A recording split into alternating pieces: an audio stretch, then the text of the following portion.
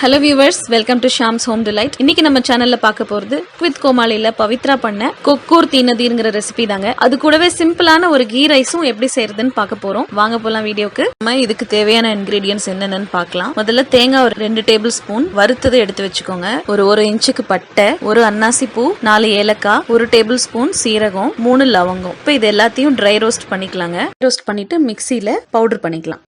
லைட்டா வாசம் வர வரைக்கும் வதக்கினா போதுங்க. ஆறுனோன்னா இதை நல்லா அரைச்சி எடுத்துக்கலாங்க. 2 நிமிஷம் நம்ம வதக்கியாச்சு, போதும். இதை இப்போ ஆஃப் பண்ணிக்கலாம் அடுப்பை. அடுத்து சிக்கனை மேரினேட் பண்ணிக்கலாம். 1/4 டீஸ்பூன் மஞ்சத்தூள், 3 டீஸ்பூன் மல்லித்தூள், உங்கள் காரத்துக்கு தகுந்த மாதிரி மிளகாத்தூள். நான் ஒரு 1.5 டீஸ்பூன் போடுறேங்க. அப்புறம் நம்ம அரைச்சி வச்சுருக்கிற அந்த ட்ரை ரோஸ்ட் மசாலா இதையும் ஆட் பண்ணிக்கலாம். தேவையான அளவு உப்பு.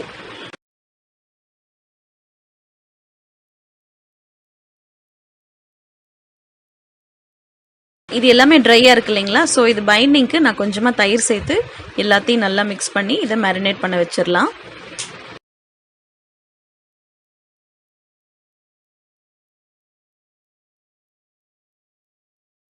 அடுப்பில் ஒரு வடசட்டி வச்சுட்டு அதில் ஒரு 1.5 டேபிள் ஸ்பூன் செக்கில் ஆட்டின நல்லெண்ணெய் விட்டுக்கோங்க. சூடானதும் 1/4 டீஸ்பூன் கடுகு, பொடியாக நறுக்கின பூண்டும், நல்லா நீளமாக கட் பண்ணியிருக்கிற இஞ்சியும் இதில் சேர்த்து நல்லா வதக்கிக்கோங்க. இது நல்ல வாசம் வர ஆரம்பிச்சோடனே நம்ம நீளமாக வெட்டி வச்சிருக்கிற 2 மீடியம் சைஸ் வெங்காயத்தையும் இதில் ஆட் பண்ணி நல்லா வதக்கிக்கலாம். புளிஞ்சாப்பில் போடுங்க வெங்காயம், அப்போ தான் வந்து ஒரு தனித்தனி லேயராக அது வந்து பிரிஞ்சு விழும்.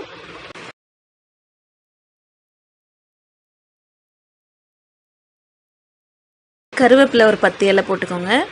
இந்த வெங்காயம் வந்து ஒரு நல்ல ஒரு பிங்க் கலர் வர வரைக்கும் நம்ம இதை வதக்கிக்கலாம். லேசாக உப்பு போட்டு வதக்கிக்கலாம், சீக்கிரம் வதங்கிடும்.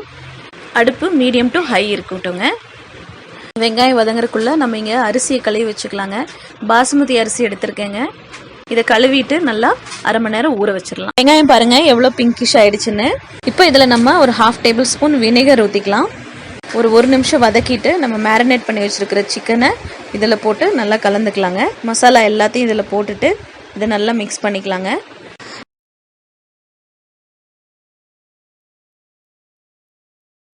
இந்த குழம்புல ஒரு பிரைட் கலர் கொடுக்கறதுக்கு நான் வந்து ஒரே ஒரு teaspoon Kashmiri red chilli add பண்ணுறேங்க.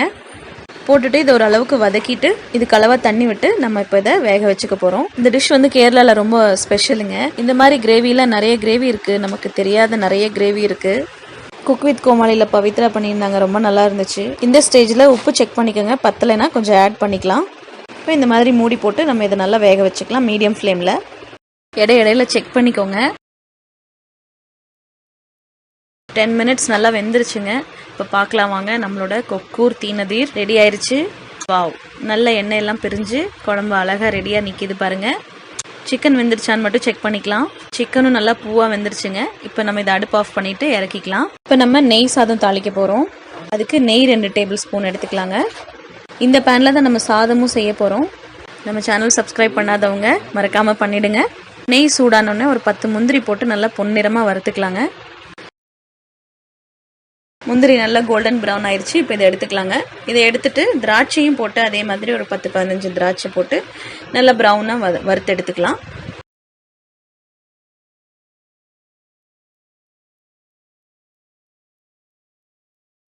இப்போ அதே கடாயில் நம்ம கீ ரைஸ்க்கு தாளிச்சு விட்டுக்கலாம். அதுக்கு 2 பிரிஞ்சி இலை போட்டுக்கலாம்.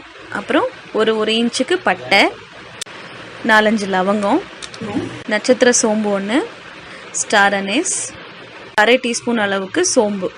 இது எல்லாத்தையும் நல்லா மணம் வர்ற அளவுக்கு வதக்கிக்கலாங்க. அடுத்து நல்லா நீளமாக சன்னமாக நறுக்கி வச்சுருக்க வெங்காயத்தை இதில் ஆட் பண்ணிக்கலாங்க. நான் ஒரு 2 பெரிய வெங்காயத்தை இதில் ஆட் பண்ணுறேன்.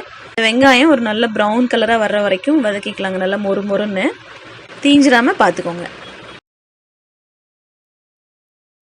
பாருங்கள், வெங்காயம் நல்லா ப்ரௌனாக வதங்கிருச்சு.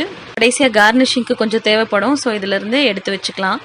இப்போ நம்ம 1/2 மணி நேரமாக ஊற வச்சுருக்கிற அரிசி தண்ணியெலாம் வடிச்சிட்டு இதில் போட்டுக்கலாம். இந்த மாதிரி ஒரு பவுல் எடுத்துகிட்டு அதில் வந்து நான் இப்போ ஒரு பவுல் அரிசி போட்டிருக்கேன். அதனால் 1.5லேருந்து 2 வரைக்கும் நான் இதிலேயே அளந்து தண்ணி ஊற்றிக்குவேன். நீங்களும் உங்கள் அரிசிக்கு தகுந்த மாதிரி கூட குறைய எப்படி வருதோ அந்த மாதிரி அட்ஜஸ்ட் பண்ணி ஊற்றிக்கோங்க. பாஸ்மதி அரிசி தான், ஸோ ஒரு பவுல் அரிசிக்கு 2 பவுல் தண்ணிக்கு கம்மியாக தான் வரும். பாஸ்மதி அரிசி ஒரு சிலது குழையும், ஸோ அந்த மாதிரி நீங்கள் அட்ஜஸ்ட் பண்ணி தண்ணி விட்டுக்கோங்க. அடுத்து உப்பு போட்டுக்கலாம். உப்பு வந்து கம்மியாகவே போட்டுக்கோங்க, ஏன்னா இந்த சாதத்தை நம்ம ஒரு கிரேவி கூட சாப்பிட போகிறோம். அந்த கிரேவிலையும் உப்பு இருக்கும், அதனால தான். அதுக்கு தகுந்த மாதிரி இப்போ நம்ம உப்பு சேர்த்துக்கலாம். இப்போது இது ஒரு கொதி வரட்டும். கொதி வந்ததுக்கப்புறமா மூடி வச்சு இந்த அரிசியை நம்ம வேக வைக்கலாம்.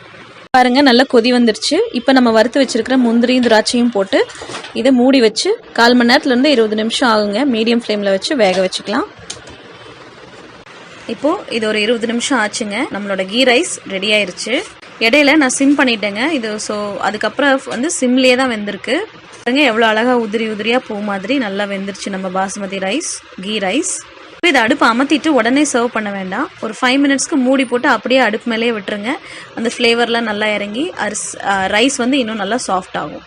5 மினிட்ஸ் கழித்து நம்ம சர்வ் பண்ணிக்கலாம். ஹலோ வியூவர்ஸ், இன்னைக்கு நம்ம சேனலில் பார்த்த கொக்கூர் தீ நதீர் ரெசிபி எப்படி இருந்துச்சு? உங்களுக்கு பிடிச்சிருந்தா நீங்களும் இதை செஞ்சு பார்த்துட்டு மறக்காமல் எங்களுக்கு ஃபீட்பேக் கொடுங்க. இந்த வீடியோ பிடிச்சிருந்ததுன்னா லைக் பண்ணுங்கள். தேங்க்ஸ் ஃபார் வாட்சிங்.